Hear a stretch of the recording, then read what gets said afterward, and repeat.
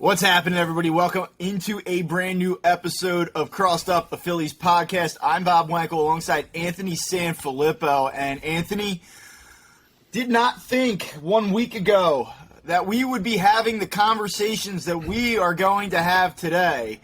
And that goes from everything spanning the firing of Joe Girardi, Rob Thompson being named interim manager, and then lo and behold, the 6 wins in 6 games that followed. And this is a very different team than it was just a week ago.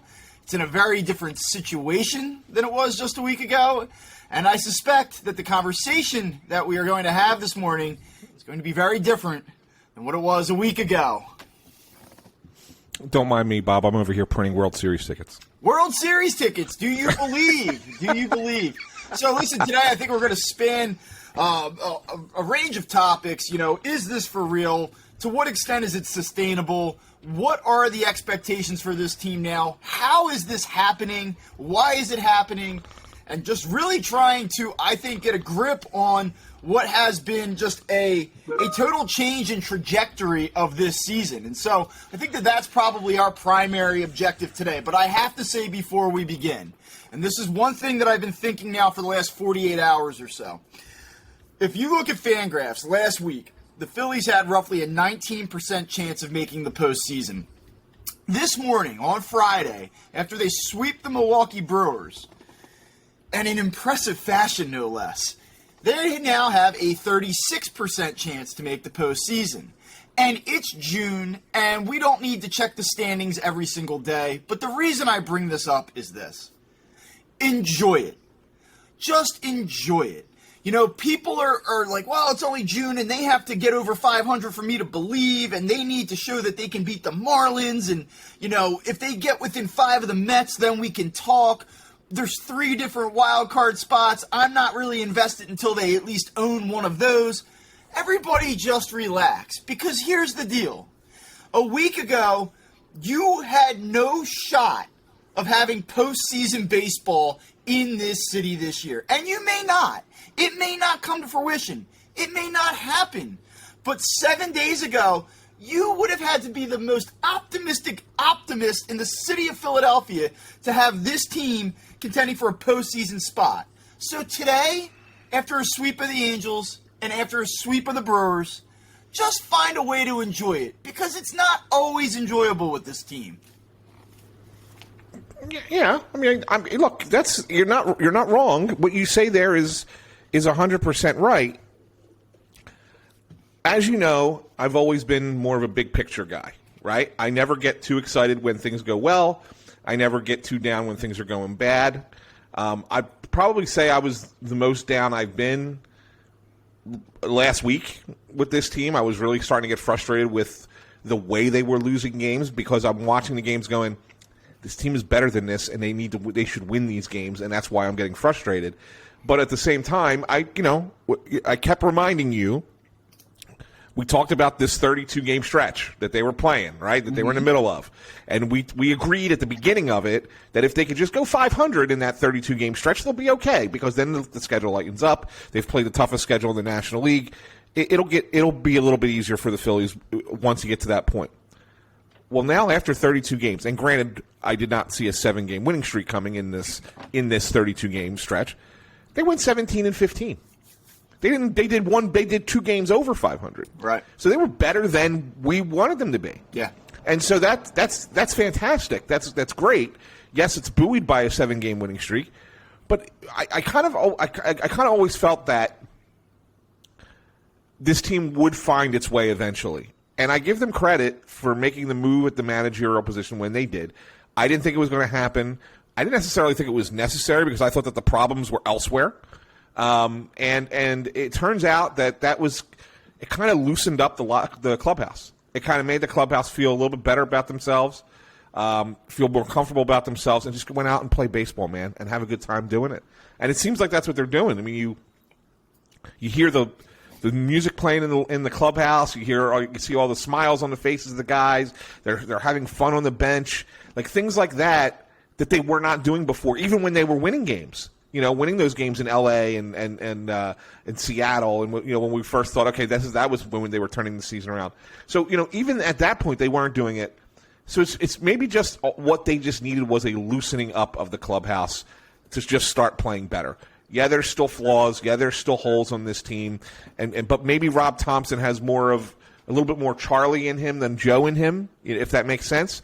And maybe that's all that this group of talented ball players needed, because with very few exceptions, everybody's kind of clicking right now. Yeah, there's no doubt about it. And we can talk a little bit more about this series against the Brewers, and we can also look ahead to the series against the Diamondbacks. But I'm with you in the sense that this team was not a team that should have been 8 games under. Dave Dombrowski talked about that. I think everybody's in agreement. I mean, we all see the flaws. We know that they are not a very good defensive team. We know that the offense can be a little bit inconsistent. We've talked about these issues really for about 8 weeks now. And they're not gone. They're going to come back, and the Phillies are not going to win every series, and they're certainly not going to sweep every series. At some point, they're going to lose a game with Rob Thompson as a manager. But I guess the thing that I am, still sort of processing or still trying to get my head around is that they've made this meteoric rise, that they did it with a 7-game win streak, that it wasn't a slow climb back. I mean, very rarely have we seen the Phillies be able to string together wins and sustain momentum. Like, it was a great win on Sunday. Would you have been surprised if they went out to Milwaukee this week and lost 2 out of 3? I wouldn't have, Nope. Because No. that's what I've seen from this core group of players for years now. I understand it's a different team, but there's just always, you're waiting for the other shoe to drop, or you're kind of waiting to be pinched. Yeah, I mean, the game yesterday is the one that really impressed me, Bob, because when we looked at the pitching matchups, we kind of thought that the Phillies caught a little bit of a break in the way that the pitching matchups worked out, in that, the first game, yes, Ranger pitched a fantastic game on, was that Wednesday? Tuesday. Yeah. Pitched a fantastic game. But, what was his name was pitching for Milwaukee? It was like, yeah, this guy stinks. Jason Alexander, George. Yeah, Jason Alexander. They Philly should hit him. And then I liked, even though they were going up against Hauser, who pitched well against them the last time he faced them, Nola was pitching, and Nola's been really consistent. And so I thought, if you could just get those two, it doesn't matter if Corbin Burns shuts you down. Okay, yeah, he's a really good pitcher. Eflin's probably going to have to be a bulldog a little bit. If you take 2 out of 3, you're happy, but you want to get those first 2, and not let it come down to the third one. Eflin wasn't at his best, but he kept you in the game, and they worked the hell out of Corbin Burns. That was where I was impressed. Like, they made that guy throw pitch after pitch after pitch. And I know people are going to complain and say there were 400 pitches thrown in the Phillies game yesterday, and it was a 4-hour game. I get it. But you know what? That's sometimes what it takes to win. And that's what the Phillies had to do to beat a really good pitcher yesterday. And they're fouling him off and taking pitches and forcing him to work. It was a really, really impressive day at the plate yesterday. And that was the one that made me go, okay, I really like this. This is something that even when your starting pitching, which has carried you, is just a little bit off, the offense is going to be like, don't worry, we got you. And they come back and have that kind of game. Really, really impressed with yesterday's performance. Yeah, I mean, especially in a situation where you've already won the first 2 games of the series, you said, wow, we've done enough here. And getaway day, you're coming back home. It would have been easy to just say, we don't have the upper hand today. Let's just, 2 out of 3, no big deal. I'll tell you what, I agree with you. Obviously, they work Corbin Burns. He was not on yesterday. But the thing that was interesting, like we talk about resilience and how it kind of, what it says about a team. And like, can they bounce back from a bad loss? And I'll even just tell you yesterday, like you talk about the offensive approach, and that's all fine and well, but they began the game 1 for 11 with runners in scoring position. And the trajectory of that game was such that, we had him on the ropes early, and we didn't capitalize, and then he settles in, and Milwaukee has a really good bullpen, and we lose the game 3-1. And so the fact that they were able to stay on him and finally break through, and I don't want to say they blew his doors off. I believe they only scored 2 runs against him, if I'm not mistaken. They got to the Milwaukee bullpen as the game progressed. Well, they got to them early. Yeah. Milwaukee's bullpen is really good on the back end. Right. So the they front have end is just kind of. Yeah. Yeah. As most it's teams. Hobie stinking Milner, for God's sake. So I will tell one of my you this, dudes. though. on the flip side of it, as good as the offense was, and as persistent as the attack was, I'll tell you where I thought that game was won yesterday. I thought it was won in the second inning, and so let's see, revisit this sequence here. So Zach Eflin comes out in the second inning, and he gets Jace Peterson to fly out softly, quick, easy, 4 or 5 pitch out to start the inning. Then he gets Hunter Renfroe. It's a slow tapper up the third base side. Eflin makes about as good of a play as you're going to see a pitcher make. He flies off the mound, back foots it across the diamond, out at first base. 2 outs, nobody on. But then he gives up a double to Victor Caratini. Tyrone Taylor singles. He walks Yelich. He's really struggling to find it all of a sudden. And so then that brings up Willie Adames, who went deep on him earlier in the game. And they have a battle. Adames works a 3-2 count. It's the 10th pitch of the at-bat. It's at this point, I believe, a 1-1 game, so they just tied it. And you kind of got the feeling like if they fall behind in this game, it may not go their way. And he just kept battling and battling and battling, and he got out of it, and he won that battle. And so I'm not trying to give out trophies after a starting pitcher goes 4 innings. But that game could have gotten away from him. And we've seen that plenty of times with Zach Eflin, that blow-up start where you're like, damn, he's been really good for the most part, but what happened there? And while he didn't give you the depth that you'd want, or the length that you would want, I should say, he kept them in the game, and he gave them enough time to kind of find their footing and push through offensively. And sometimes that's the way it's got to be. And I was just really impressed with him getting through the 4 innings, getting through that second inning without imploding, and then the offense, like we said, just relentless. Yeah, they figured it out. You're right, because I was frustrated. I don't remember what inning it was. Maybe it was the third, actually.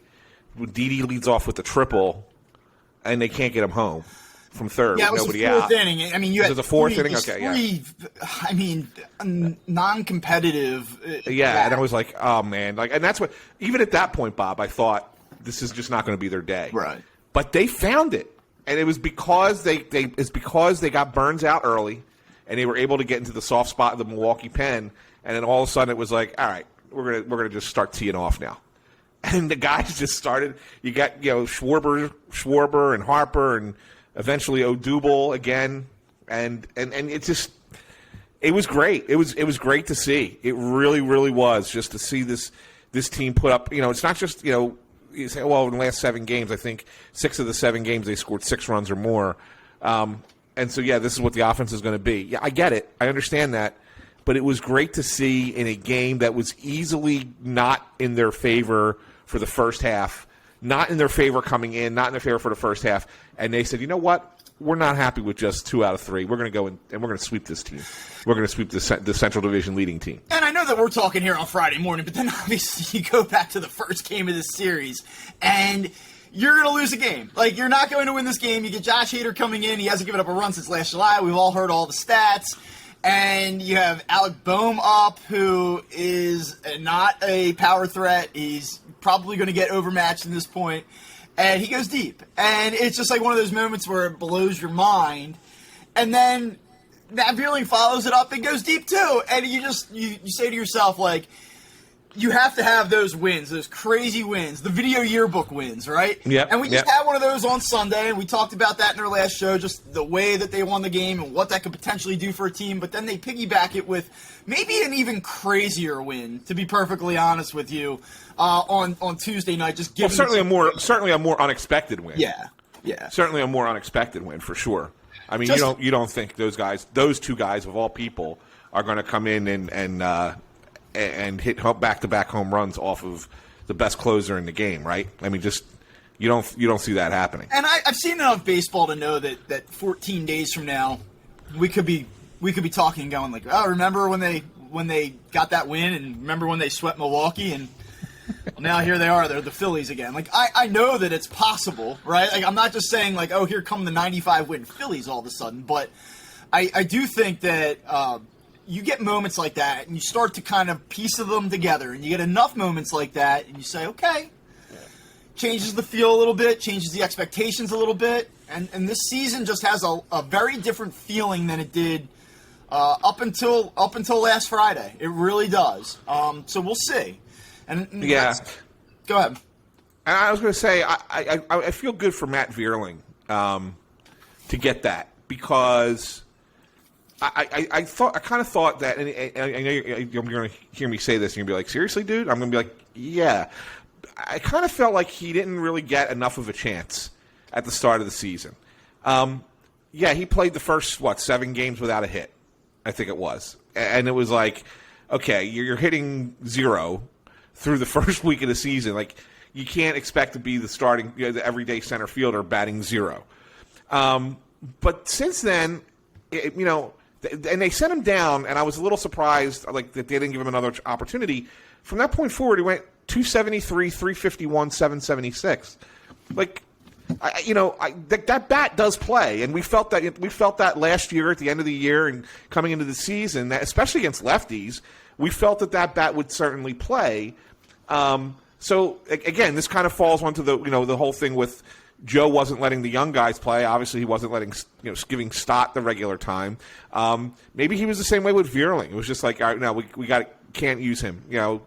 We played him for a week. He didn't get a hit. Done. See ya, kind of thing. Right. And I just think maybe he just needed a little bit more time. Not to say that I think Matt Vierling's an all-star caliber player, but I mean, should he be your 4th, 5th outfielder on this team, platooning with whoever you got in center field because he can hit lefties? 100%. 100%. And you need a right-handed bat on the bench. Like, I never quite understood sending him down. I'm glad that he's back. I'm glad he got the big hit, and I hope he stays this time because I do think that bat plays in this league. Yeah, I don't really have any pushback there. I'm not like Matt Vierling truther, but I mean, I think that when you consider what their roster looks like and the lack of the ability to hit from the right side, lack of depth, needing another right-handed bench bat that can play center field, I mean, they need him up here, and we'll see if he sticks. He went down and struggled a little bit when he first went down to Lehigh Valley, but kind of found his footing and got it together, especially late here. Had a big game on Sunday, gets the call up, and takes immediate advantage. So, hey, we'll see how it kind of works moving forward here. I will tell you this. The numbers are starting to come together a little bit for this offense, and I guess that goes without saying, but since Rob Thompson's become the manager of the Phillies, not only are they 6-0 under him, but they are also outscoring opponents by a 47-14 margin. So everything is working for this team right now. But when you look at the offense, you're talking about a lineup that's essentially producing 8 runs per game over the last week. And so team-wide, things start to look good. And then on an individual basis, as you would expect, things are starting to look pretty good. So as bad as Kyle Schwarber has been at points this season, the average is up to 209. Again, like, should we be penciling him in for an all-star vote at this point? No. But 209 with an 809 OPS, that'll play, especially if the guy's going to have 15 home runs at this point in the season. I mean, the guy's basically tracking a 40-plus home run pace. So that looks pretty good. Bryce Harper, 2 more hits yesterday. His OPS is up over 1,000 now. Odubel Herrera, who, I know that we've talked about a lot on this show, especially in recent weeks, gets an opportunity late in the game yesterday. He homers, 2 more RBIs, 850 OPS. Didi Gregorius has been fantastic since he's come back. I mean, you can go down the line here, and there are so many individuals that are starting to kind of click together at the same time that you go, wow, you're starting to see the depth of the lineup. Yeah, and the only guy, and I don't want to go negative here, but the only guy who's really not been consistent, or at least not consistent enough, because I guess hitting 250 is okay, but just not really producing. It's mostly a lot of empty singles at this point. Is Nick Castellanos? Yeah, and he's your cleanup hitter.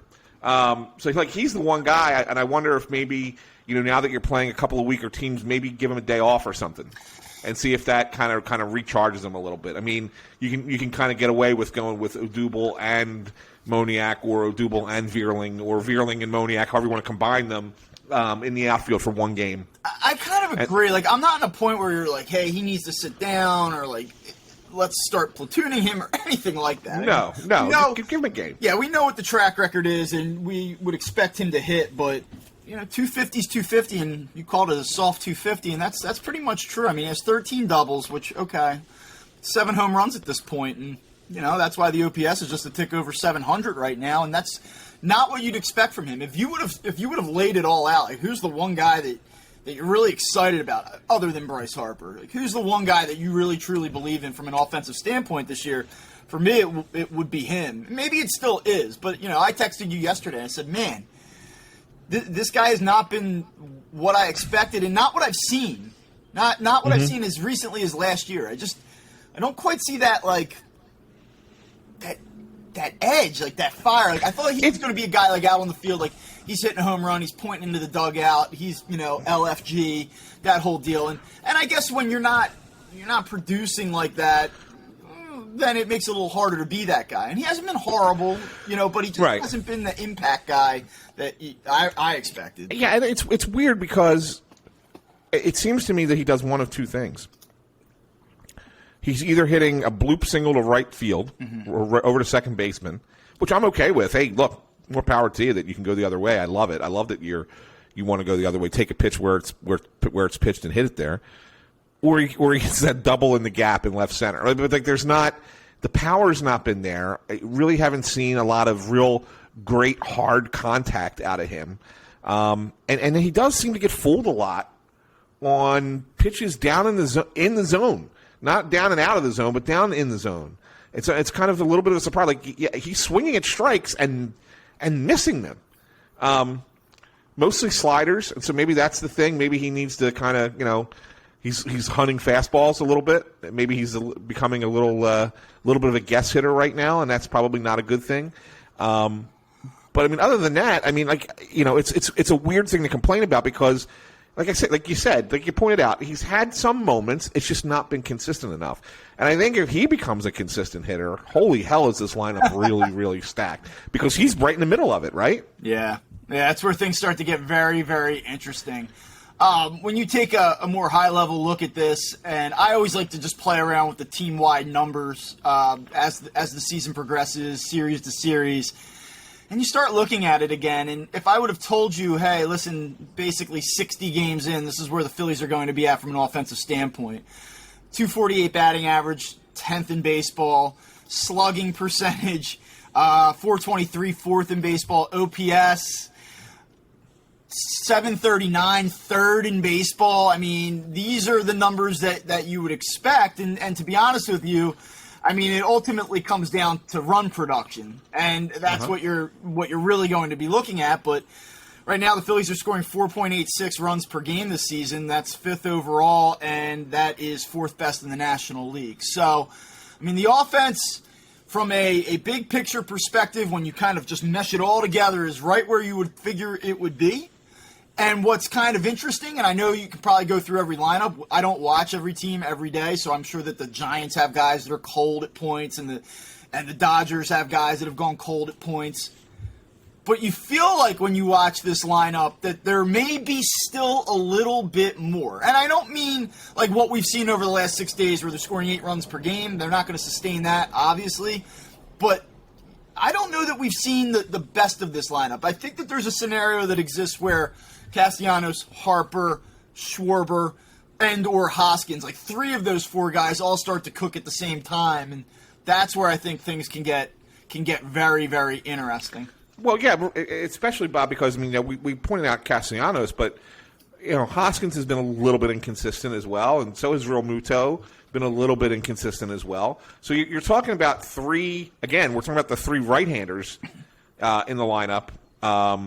That really have just not been as good as you need them to be. And so, but you also anticipate, knowing the track records of all 3 guys, that they're going to have their moments and they're going to get hot. And so it's kind of funny. Like if you could you imagine this lineup with those guys going as well?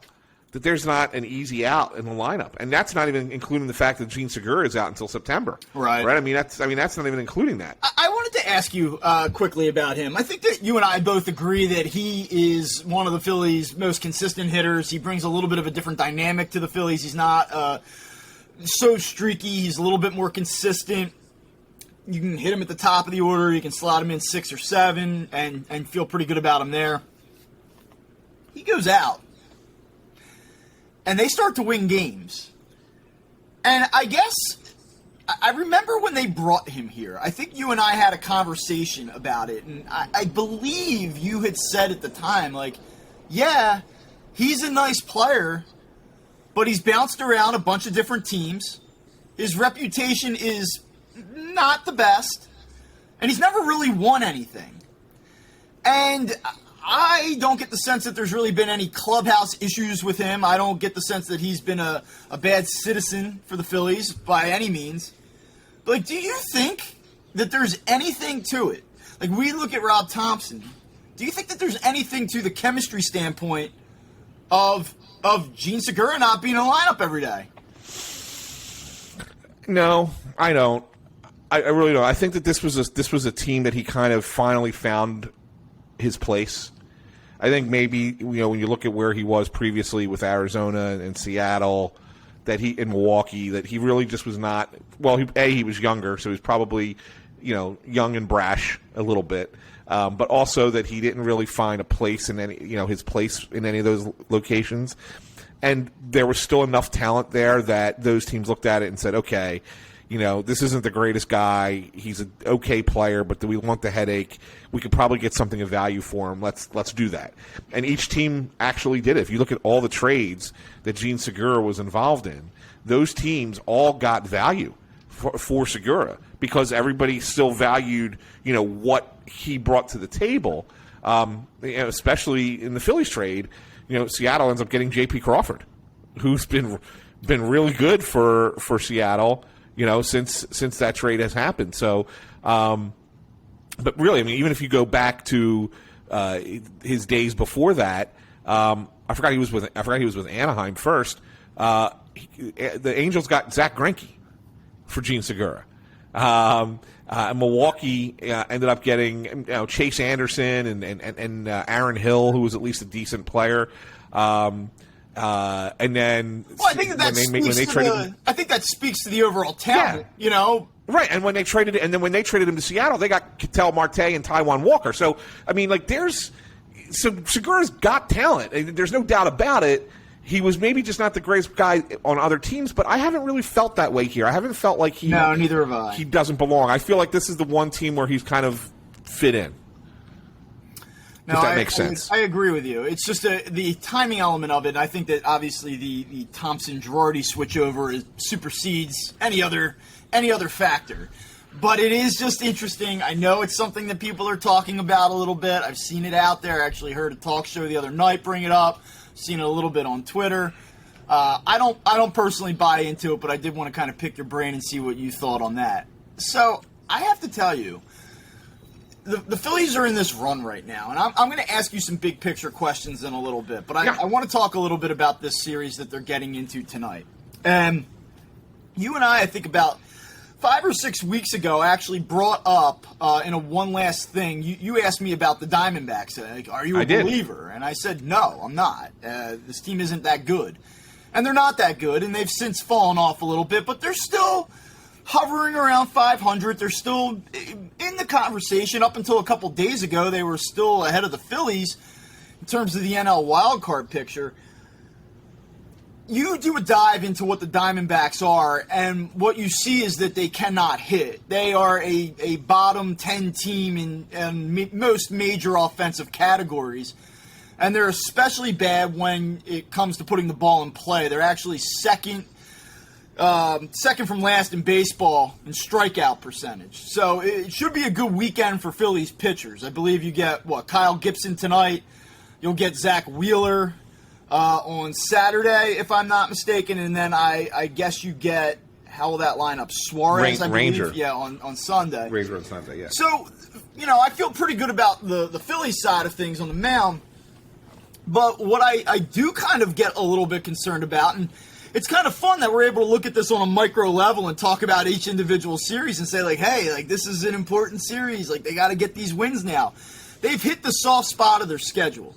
And we know that they have 3 against the Diamondbacks, 3 against the Marlins, 5 against the Nationals, and 2 against the bad Rangers team that beat them in 2 games here at Citizens Bank Park earlier this season. So the Phillies have an opportunity now to hit a soft spot of the schedule and really make a run.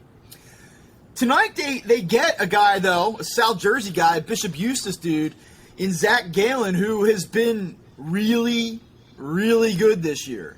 And they'll also get Madison Bumgarner this weekend, who has had a little bit of a resurgence and has probably worked himself into a trade conversation later this summer. I guess, not that I'm asking, like, how do you think the Phillies lineup stacks up against Zach Gallen tonight? Because, whatever. But I guess what I want to talk about a little bit here is, do you expect this team to just really keep their foot on the gas and go? Like, they have to. Is it that easy? They have to. They have to because, like you pointed out, this Diamondbacks team isn't great, but they are one of those teams that kind of just hangs around on you for whatever reason. And I know that if you look at where they're at in the standings and you look at their record and they're sub 500, okay, fine. But really, it's because they've struggled against the Dodgers. I mean, you take out, they played 7 games against the Dodgers, lost all 7, right, in the last since the beginning of May.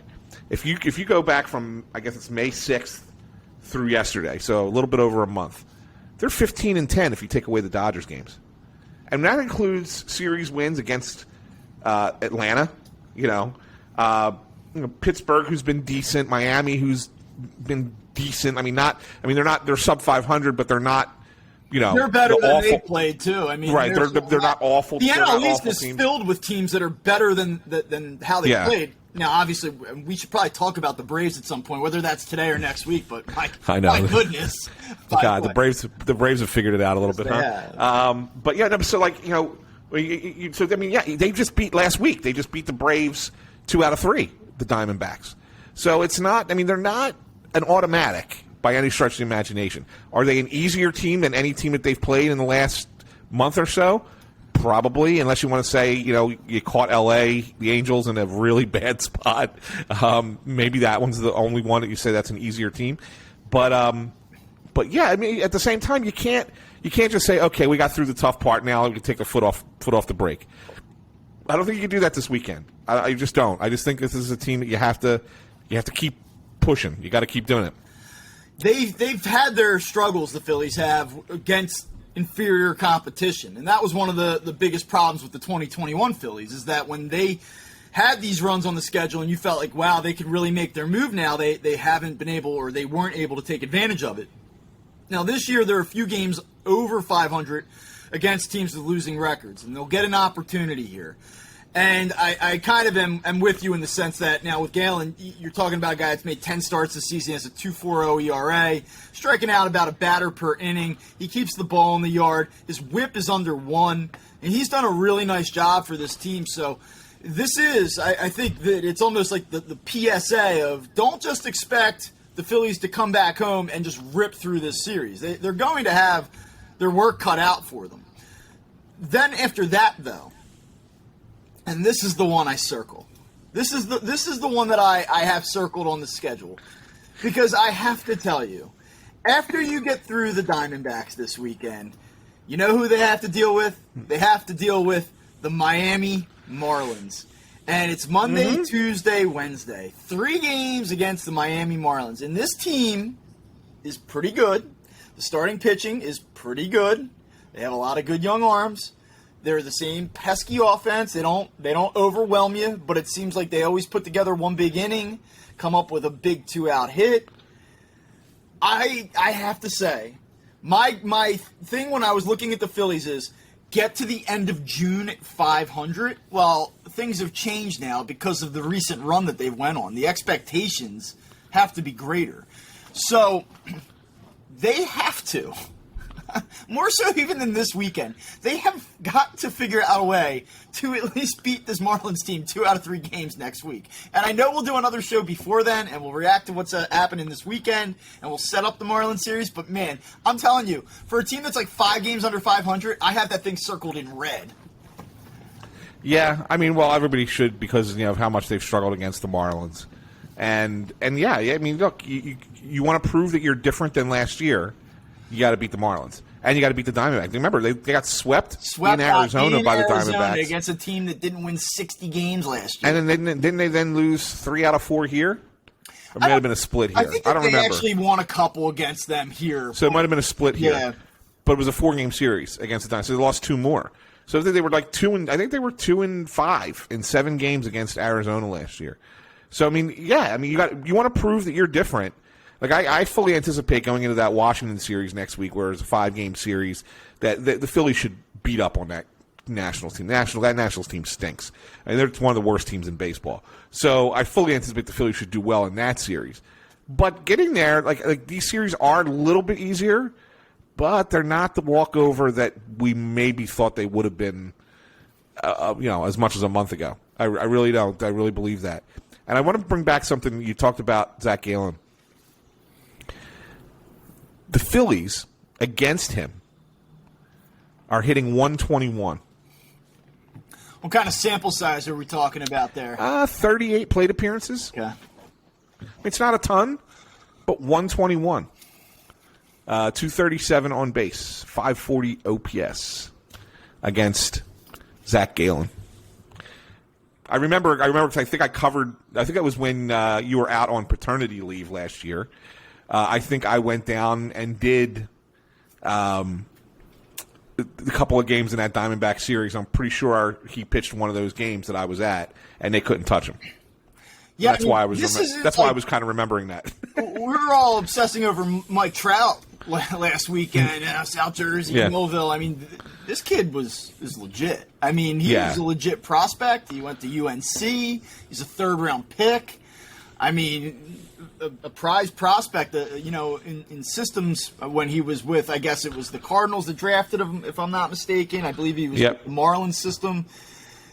Came up there and now is in Arizona. I mean, this is a guy that has the ceiling, and he's only 26 years old. And if you go back and you look at his numbers since he's come up, I mean, they've always been pretty good. Last year was okay, but everything else I believe is like sub 3. Again, I don't have it in front of me, but his career whip, Bob, is 1.18. Yeah, I mean, so you're talking about a guy that's pretty solid here, and so he doesn't really get the South Jersey love the way that other guys do when they come around. But he was grew up in the Summerdale area. I mean, it was like 4 minutes away from my house. So this is a guy that You an ERA plus guy? Yeah. Yes. 172 right now this year. Yeah, pretty damn good, man. So he may be pacing towards his first All-Star appearance if he keeps this up. So I don't know that the Phillies are going to put up 8 or 9 on him tonight, but they'll have to try to find a way. I would actually say Arizona has the pitching advantage in this game. I know the Phillies are favored. I checked the lines earlier at DraftKings, but it's not an awesome betting spot. I will say that. No, it's not. It's not. So Baumgartner, cool. I respect the resurgence here, but I'm not quite as worried about that one. So here's where I think we're at today. The last week has obviously changed the math. It's changed the calculus of the season and what they've got to do to get over 500, what they've got to do to compete for a playoff spot. And as we talk, they're 9 games, I believe, behind the New York Mets. I think they've been down as much as what? Or as many as what? 12 and a half? 12 and a half, yeah. So they've shaved almost 25% of that deficit off in basically a week. They're knocking on the door of having the division conversation again. I can't really compute that, I think, until they're at 7 games. 7 for me is the number where I'll start saying, okay, let's put the Mets back in the conversation. If the Mets are playing the Cardinals or they're playing the Giants, it almost works in the Phillies' favor if the wild card is the goal for the Mets to just continue to win those games. But if it gets down to 6 or 7 games, I think you can start to shift your focus and look at, hey, what are the Mets doing now? So while I'm not quite there on the Mets, I'm seeing St. Louis lose a couple games this week. I'm watching the Giants struggle since they left Philadelphia. And I do think that the wild card is kind of becoming into focus here. As I said, they're 2.5 games out. So what are your expectations here? Here we are, it's June 10th. Are they a playoff team? What do you expect? I do think they're a playoff team. My concern is, and you briefly mentioned them. My concern is Atlanta has figured it out, and I still think that they're the best team in the Eastern Division. And I'm curious. I'm going to have to look this one up. Maybe you have it handy there. I wonder what the odds are on the Braves to win the division right now. Oh, I could get that if you could stall. Because I would say that it's probably plus something. So it's a value bet. I would lay that money in a heartbeat because I think that they're going to catch the Mets. The Mets, we knew they weren't going to be able to sustain the pace that they were on. Not that they've been terrible of late, but we've lost four out of 7 on this road trip so far. Now they're headed back to Los Angeles to face the Angels. I guess Anaheim. Now the Angels, of course, we know the kind of disarray they're in. But Red Hot Angels, they got a win last night. They did. They snapped their 14-game losing streak yesterday. So maybe that kind of wakes them up a little bit this weekend, and they help you out. But then then the Mets got to face Milwaukee, and they got 4 games coming up with Houston, and 7 with Miami for the rest of this month. So it's again not an easy schedule for the Mets. But not a terribly difficult one either. But yeah, I mean, if you compare them, can the Phillies make up a couple games here in the next couple weeks on the Mets and kind of get back to that number that you're looking for? You want to get to 7? I certainly think that's possible. I think that's reasonable. And do you ask me, do I think they're a playoff team? I do, because I look at the National League, and you got to assume that you got 3 contenders for sure in the East if you count the Phillies. You got 2 in the Central, and you got 3 in the West. So you got 8 teams for 6 spots. And the question is, are the Phillies one of the 6 best teams of those 8? And I think they are. I think that they're better than the Giants. I think that the Giants are kind of hanging on because they've had a little bit easier schedule. But once they start playing some really good teams, I think you're going to see the Giants start to fall out of it a little bit. I don't think that they have the same talent that they had a year ago. And I do think that Milwaukee, there's just something about, me, I've never liked that lineup. I really don't like it at all. I don't know how it's going to win. And if you have injuries like they're having, Woodruff is hurt. If their pitching staff is not at its peak, I could see them falling out too. And so I look at it and I say I think 3 teams from the East can get in, 2 from the West, and St. Louis. And I think that the Phillies are one of the 6. Now, where they finish, if they're 6, if they're 5, whatever, okay. But I think they're going to be there. All right, well, we can get into the odds a little bit in a second, but it's one thing I do want to point out, and I tweeted about this, and I put it in a story earlier this week. You look at teams against or games against teams with winning records this season. The Phillies lead all of baseball. They've played 35 games against teams with winning records to this point, and they've played 57 games total. So more than half their games have come against teams with winning records. The Braves to this point have played 22 games against teams with winning records. The Mets just 25. You look at the Cardinals, they've played 30, so still 5 less. And then you go out to San Francisco, a team you just talked about, 26. Mm-hmm. So, I mean, the Phillies by far have played a consistently more difficult schedule. And think about the Giants. They're in a division with 2 other really good teams, and they haven't really played them. I mean, they got a lot of games left. Did you get the odds on that on the Braves there? While you're doing that, I'm going to tell you how many. I think that they honestly have only played 6 games so far against the Dodgers and Padres. I got to look that up real quick. But so here you go. Yeah, I mean, just looking at the NL East odds currently, the Mets are minus 270 right now. The Braves are plus 275. I love it. I take that in a heartbeat. The Phillies are plus 1,200. So certainly odds makers view the Braves as far more likely to win the East than the Phillies, and there are a couple things that go into that. Yes, they have a better record. Yes, they're a better team, and also they're the defending World Series champions. But I am a little bit surprised at the disparity in that number. I would imagine, though, that some of it goes into the fact that the Phillies don't have many games against the Mets coming up. It may be a little bit harder for them to cut down that deficit, but we'll see where it's at.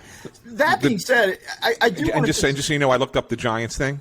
They have 29 games left this season against the Dodgers and Padres, starting this weekend. They have a 3-game series against the Dodgers this weekend. I mean, that's, I think that makes a difference.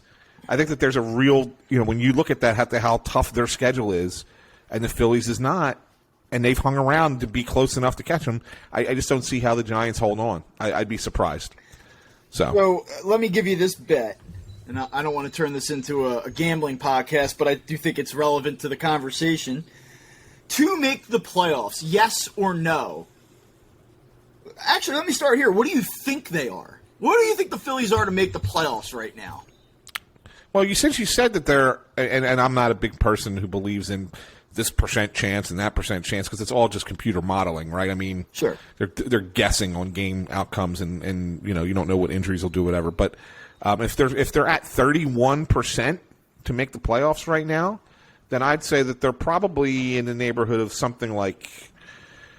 It's got to be something akin to 5 or 6 to 1. So you're probably plus 600 to make the playoffs, plus 700 to make the playoffs. Nope. Yeah, plus 140 to make the playoffs. Get out of town, minus really. 170 is no. So no is favored, but it's not that long of a shot. And wow, there are some people. It's interesting. I've read a lot lately where there are some executives around the game that are like, this is a flawed team. These were comments from 10 days ago, but this is a flawed team. They are underperformers. They are lifeless. Just not a very good team, and we're not all that surprised that this is where they're at. And then you listen to some other people talk, and they're like, this team's pretty good. Like, you look at the offense, you look at the starting pitching. They have some decent pieces in the back end of the bullpen. They're better than this. And so it's now we're getting to a point where these contrasting ideas are sort of merging together, and we're right at this fork in the road now. The only other thing I wanted to talk about, and I know we're just bouncing around here a little bit today, and that's fine, whatever. But one thing I want to talk about before we get to the one last thing, because I look up and I feel like we're only 20 minutes into this, and we're 47 minutes into it. Corey Knebel. We've had a conversation about what to do with him at closer. Do you bump him? Do you let him ride this thing out? What do you do? You're Rob Thompson.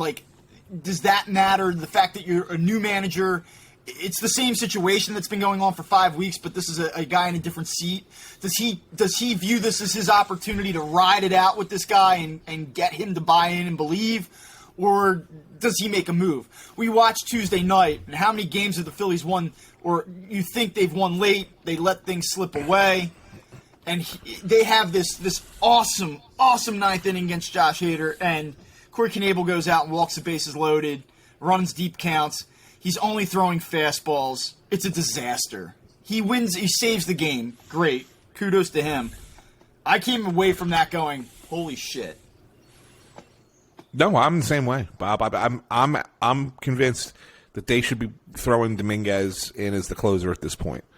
I mean, there is a certain mentality that is needed for that role, and I'm not certain that Sir Anthony has that. I like to think that he does because he's done it before and he did it with some success. But he's also the guy with the nastiest fastball in the bullpen right now. And so with that being said, why not?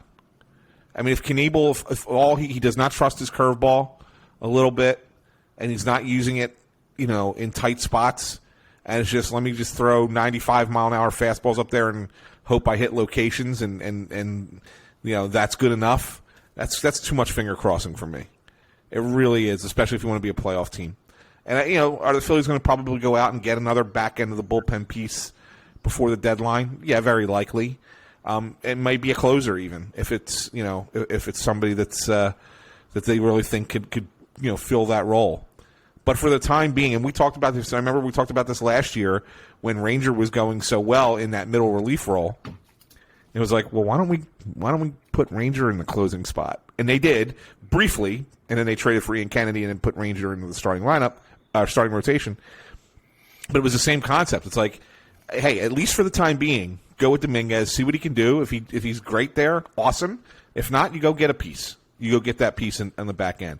But I don't think you can risk it much longer with Knebel. I mean, maybe you do here against these somewhat weaker teams, and Yeah, and that's where I was going to go with it. I mean, hope it builds the confidence, right? The numbers are the numbers. Anybody can sit back and watch what's happened over the last 5 weeks and say this guy is pitching at an elite level in Sir Anthony Dominguez, and this guy looks totally lost right now in Corey Knebel. And you dive deeper into the numbers, right? And I know we talked about this maybe about 3 or 4 weeks ago, but Corey Knebel's a 2-pitch pitcher. And what makes him effective is that he has a good curveball. Well, last season he threw the curveball 42% of the time. This season he's throwing it 28% of the time. And it probably goes without saying, but the results have not been nearly as good. Opponents hit 186 against him last year on curveballs. They're hitting 263 against him this year. Last year they slugged 233 against his curveball. This year they're slugging 421 against it. So not only has the pitch been less effective, he's now scared of throwing it. And he's basically set himself up as a one-pitch pitcher with a guy, and he's a guy that has a 95, 96-mile-an-hour fastball that's okay. It's not one of the premium pitches in the game. And so he is basically a one-pitch guy right now that's not going to overwhelm you at 100 miles an hour. And so I just wonder, like, if the reality of it is, like, you see the track record, and you say, like, hopefully he can figure it out. So maybe there is something to trying to ride it out with him. Maybe it clicks, and then you say, see, look, now we've got that straightened out. We can still use Dominguez in the setup role, and we're just better for it. But I do think we're right at the brink of, like, you've got to do something. Because I think you may lose the confidence of an individual player, but if you don't make that move, you may lose the confidence of a clubhouse that says, what the hell are we doing here? Yeah. And I know that that's weird to say after 6 straight wins, and, like, I think everyone's bought in on Rob Thompson. And I'm not saying, like, he's in danger of losing the clubhouse if he doesn't make a move here. But, listen, like, again, brace yourselves, because there's going to be a stretch where the Phillies lose 5 out of 7. There's going to be a series loss coming. Like, they're going to have adversity, and they're still chasing playoff spots. They're still under 500. They've got to maximize what they have, and I would say maybe not pull the plug on it yet tonight, but one more of these in the next, like, 2 or 3 outings for him, and I just don't think you have a choice. Yeah, I agree. I wouldn't wait I wouldn't wait much longer. I can understand maybe trying to get a little bit of a confidence thing going in him here in the next little bit, and if it doesn't work, then you got to make the switch. Yep. All right, what do you got for me on the one last thing? Well, Bob, you have to know what the one last thing is. You have to know today, because you know I love when managers outthink themselves. You got to know where I'm going. Like, what the hell is Tony La Russa thinking? And if people don't know, if you're listening in and you don't know what happened, the other night, White Sox are playing the Dodgers, and Dodgers have a 7-5 lead. Runners, Freddie Freeman's on first base, and Trey Turner's up. Okay, Trey Turner, they're facing a left-handed pitcher. I forget who it was that was in for the White Sox at the point, but I know it was a lefty. The pitcher gets the first 2 strikes on Turner. It's 0-2. Okay, 0-2 count. Then throws a wild pitch. Freddie Freeman moves up to second base. Now it's 1-2. And Tony La Russa intentionally walks Trey Turner on a 1-2 count to get to Max Muncy, who's a lefty who's been struggling, okay? And Muncy comes up and hits a 3-run homer. Basically puts the game out of reach. Dodgers end up winning. I think it was 11-7 or 11-8 was the final. But they go up 10-5 at that point in the 6th inning, and it's pretty much over. What the hell is he thinking? Then he defended it. Because I want to get into that, too, that he defended the decision. But, I mean, come on, Bob. I mean, where are we at in this sport where that makes sense to you? I will tell you that Trey Turner in 1-2 counts in his career is a 197 hitter. Yeah. So I just don't know what number you look at where you say, let's put the tying run on base. We'll bring the go-ahead run to the plate. We have an advantageous count in which the outcome here is likely going to result in an out. Yeah. I don't know. Here's the only thing I'll give for La Russa, and your numbers are absolutely correct with Turner and 2 strike counts, but if you look at it, 2 strike counts against left-handed pitching, 253. So it's a little bit better. That's the only thing. I think this year he's 5 for 15 in 1-2 counts against left-handed pitching. So, all right, he's 333 in a very small sample size this season. But look at Muncy, career against left. Muncy's a better hitter. He's kind of one of those weird reverse guys. He actually hits better against left-handed pitching than he does right-handed pitching. And he's a power threat. Not that Turner can't hit a home run, but if Turner hits a home run on the 1-2 count, okay, it's a different score. But it's only 9-5. But I mean, Holy shit! Like, what are you thinking? So here you go. This is a good way to break this down. So Turner against left-handed pitchers after a 1-2 count is hitting .258 with a .310 on-base percentage and a .390 slugging percentage. Okay. Yeah. Okay. All right. So like respectable. So then here's Max Muncy against lefties. .251, .365 on-base percentage, and a .492 slugging percentage. Like, I mean, Right. you can look at it and say, oh, I don't love this Turner matchup. But then to look ahead and say, oh, like, let's go get Muncy. Like, and then you look at those numbers, like, he has to have those available, no? Like, Right. Like, I mean, I don't know what he's thinking. I just don't know. And this to me, I mean, this screams to me. And then he comes out and says, well, this is a no-brainer, guys. I mean, A no-brainer, yeah. Lefty coming out. And even Tony La Russa, even an old, grizzled manager he's been managing baseball since the early 80s, even a guy like him has now become a slave to the computer numbers that will throw off a game, that will throw off a decision. And look, I get it that they work a lot. I understand it. But when they don't work, man, do they look bad. well, and listen, Joe Madden gets fired. We're talking about how he was probably going to get fired the other day. Didn't know it was going to happen later that day. Yeah. But, I mean, he's Mr. Analytics. He was at the forefront of, like, new wave thinking. And, I mean, the Rays, for God's sake. Yeah. And he even said, like, it's gotten to the point where it's just shoved down our throats, like, where you're basically a mannequin in the dugout just pressing buttons based on numbers. And that's really the way that the game has gone and the way that the game has trended here. And Tony La Russa, I have to say, not working. he may be the next guy on the hot seat because you're talking about a White Sox team right now. And granted, they're only 5 games behind the Twins. It's early. And I know that we're talking about the Phillies. It's different when you're 10, 12 games out versus 5. But, I mean, that team is grossly underachieved. 26-29 at this point. That's a team that had legitimate deep playoff aspirations. They were my preseason pick to win the American League, and the fact that they are where they are right now is major disappointment. And I'm curious to see. I don't know. Just looking real quick here at the White Sox schedule, they have the Rangers. They host the Rangers, who have also underachieved a little bit as well this season for 3 games at home this weekend. And I'm kind of curious to see if there's a hangover effect after yesterday's game. I always and we went through this with Joe Girardi and the Phillies recently, where you have these horrible losses, and you just can't even comprehend what you watched. And then is there a hangover effect? And I think for the Phillies, there definitely was a hangover effect. And I'm curious to see if there's a hangover effect for this White Sox team this weekend after something like that. Do you kind of check out and say, Jesus, like what are we doing? And is there a hangover effect to it? So yeah, I'm with you, man. That was one of the craziest things. I can usually spin an argument when you get these what would you have done here? This didn't really make sense on the surface, but you kind of dig a little bit deeper and you can kind of push back. And this is one where you watch it and go, what on earth? What on earth are we looking at? Yeah. So. No, just go get the guy. Just go get the guy. Look, if you want to throw him a pitch or two out of the zone and see if he chases, and if he doesn't, it's 3-2, and then say, okay, I'm not going to challenge him with a fastball. I'll still throw a slider, throw a curveball, whatever. And if we miss and he ends up walking, okay, fine. I could kind of see that kind of approach a little bit, But man, it's a 1-2 count. 1-2. He's up there protecting. He's not up there looking to drive a ball in the gap or hit a home run. It just. In a 6th inning, no less, of a game. I mean, it's not like it's the end of the game either. It just blew me away, Bob. All right, well, the Phillies have played 57 games, so by Sunday, late afternoon, they'll have played 60 games. So what will the Phillies' record be after 60 games come Sunday? I think they'll win 2 out of 3 this weekend. I mean, you can't predict a winning streak of 10 games, right? I mean, you just can't. And I like the Diamondbacks pitchers a little bit. I think that there's...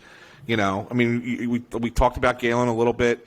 Bumgarner's pitching well. The thing about Bumgarner, you think you might be able to take advantage of. The one thing is the Phillies' right-handers are not hitting, and that's what you need right-handers to hit against Bumgarner, or else you're in trouble because he's really good against. Don't worry about it. Odubel will take care of it from the left side. Yeah, there you go. No worries. There you go. Odubel from the left side. But really, and that's so. I mean, I think win one of those 2, you probably win Sunday, and then you take 2 out of 3, and you're happy going into that Marlins series. There you go. The 500 Phillies hosting the Miami Marlins for the right to cross the 500 barrier. Oh, I'm okay with that. I love it. Right? Yeah, no, I'm with you. I got 2 out of 3 this weekend. All right, well, thank you for tuning in. I'm Bob Wankel, again, for Anthony Sanfilippo. Check out Crossed Up on Apple Podcasts, Spotify, YouTube. Leave us a 5-star comment if you listen on Apple, and do all those things for us. It always helps us out. Thanks for tuning in, and we will be back to talk to you guys on Monday morning.